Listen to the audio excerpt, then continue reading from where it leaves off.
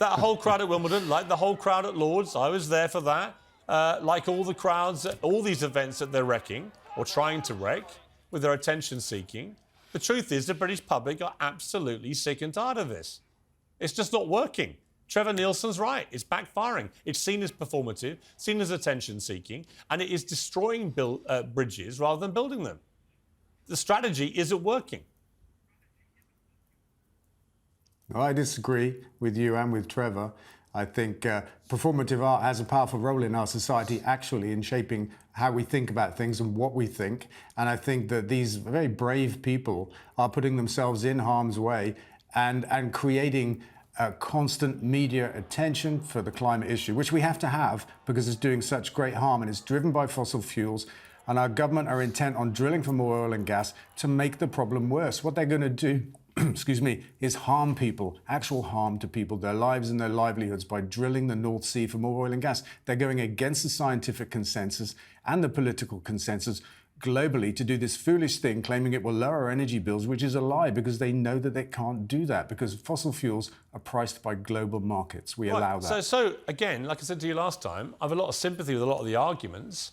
I think we should do a lot more than we're doing as a globe, although my real issue is with countries like China and India, who are by far the worst polluters in the world. It's not actually the UK. And I don't see any of these heroic protesters getting on a plane to Beijing or to Moscow or to Mumbai. There's a moral cowardice about this. They're targeting a country which actually has been doing more than almost any other to be progressive in this area. But aside from that, if you're going to have a movement, you've got to bring people with you. I don't know anybody, literally anyone, who is watching these scenes time and again at all these sporting events and thinking, that's going to make me join this movement. It actively puts people off. OK, how about some facts on China? Because it comes up all of the time. What about China? The per capita carbon emissions of the people in China are tiny, right? Way smaller than they are in Britain. And just last week, it was announced that China has built more solar panels than the rest of the world put together, right? Which includes Britain. And they're at 50% green electricity on their grid now. And that's for a country of over 1 billion people. And what percentage, all right, but what percentage of pollution, at a hell of a rate. What percentage of the global pollution comes from China? Bear in mind, it's 1.1 billion people making most of the world's stuff, including the stuff that we have here. So they are a big polluter, absolutely. Tell me. No, you tell me. You're the expert. I'm telling you, per capita, as an individual person, it's a tiny footprint. That's important. Percentage of global pollution. There are 8 billion... No.